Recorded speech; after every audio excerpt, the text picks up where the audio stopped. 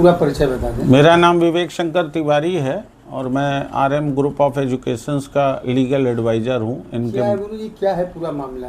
ये पूरा मामला है कि ये जो संस्था है आरएम ग्रुप ऑफ एजुकेशन जो है ये कंपनी है और इसकी कलकत्ते में, पुणे में, जयपुर में, बेंगलोर में, लखनऊ और वाराणसी में इसकी ऑफिस रन करती है और ये मेडिकल और इंजीनियरिंग में एडमिशन का काम कराती है बच्चों का। तो इसी कड़ी में एक शिवम कुमार हैं, उनकी माताजी प्रेमलता कुमारी 17 जून 2025 को वाराणसी स्थित कार्यालय पे आकर संपर्क करती हैं और 720 नंबर में नीट की परीक्षा में 189 नंबर इनका लड़का शिवम कुमार लाया था। इन्होंने एडमिशन के लिए आग्रह किया कि कंपनी के माध्यम से मेडिकल में इनके लड़के का एडमिशन हो जाए।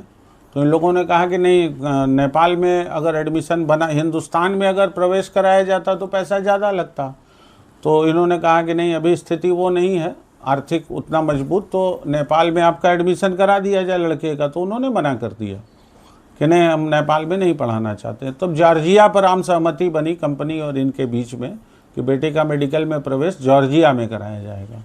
तो उस एडमिशन कराने के लिए जो है तमाम चीज़ें, तमाम बातें हुई हैं और इन्होंने कुछ धनराशि, जैसे कंपनी के नॉर्म्स होते हैं उसमें 17/6/25 को इन्होंने 15,000 रुपया एडवांस दिया, उसकी रसीद इनको मिली। और 24/6/25 को इन्होंने 10,000 रुपया दिया, कुल 25,000 रुपया जिसकी रसीदें इनको दी गई। बाकी जो पैसा इन्होंने दिया है एडमिशन फ़ीस के मद में, वो सीधे जॉर्जिया स्थित जो मेडिकल कॉलेज है, ये है तिप्सली स्टेट मेडिकल यूनिवर्सिटी जॉर्जिया।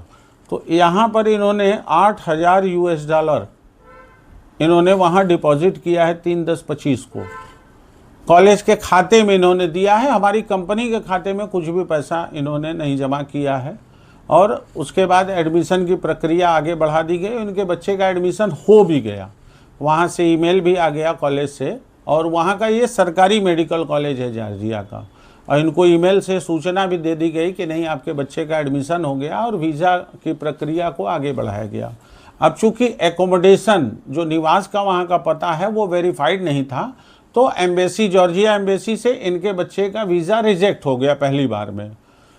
तो इसके बाद इन्होंने क्या किया, दबाव बनाना शुरू कर दिया कि नहीं, एडमिशन के बाद में इन्होंने करीब करीब 1.5 लाख रुपया कंपनी को दिया था, जो अदर फॉर्मेलिटीज़ लिखा पढ़ी की होती हैं, तो उससे इनकार नहीं किया जा रहा है। और जो पैसा यूनिवर्सिटी को भेजा वो भी जेन्युइनली इनका एडमिशन हो गया, तो वो यूनिवर्सिटी के खाते में पैसा भेजा, मुझे नहीं भेजा। लेकिन अब वीज़ा इनका रिजेक्ट हो गया, तो सेकंड वीज़ा अप्लाई करने के लिए अकोमोडेशन के वेरिफिकेशन के साथ कंपनी ने प्रयास किया कि इनका वीज़ा बन जाए, लड़का जाके इनका पढ़ने लगे। तब तक इनको हड़बड़ी हो गई कि नहीं, हमारा सारा रुपया आप वापस करिए। तो भाई, जो आपने यूनिवर्सिटी को पैसा दिया तो कंपनी प्रयास करके आपका रुपया वापस कराएगी। लेकिन इन्होंने एक बात नहीं मानी और अनर्गल दबाव बना करके कंपनी के ऑफिस पे आके स्थानीय तमाम भद्दी गालियां देना, वहाँ के मैनेजर को, कर्मचारी को दुर्व्यवहार करना, उसके बाद दबाव बनाना कि मुझे अभी आप सारा पैसा दीजिए।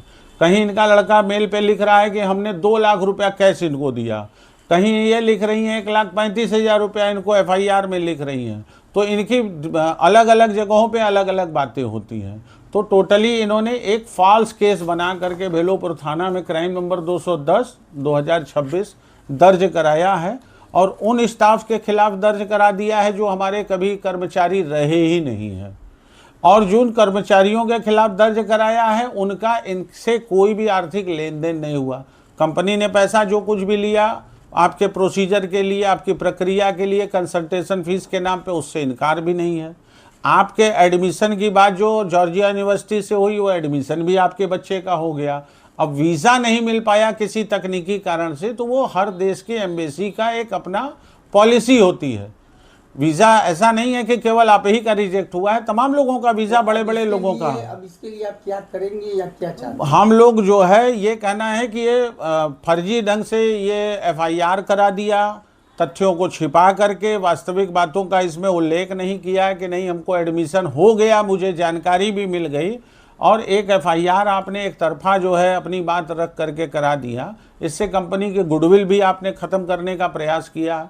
अलग से इनके खिलाफ हम लोग जो है मानहानि का मुकदमा भी कायम कराएंगे।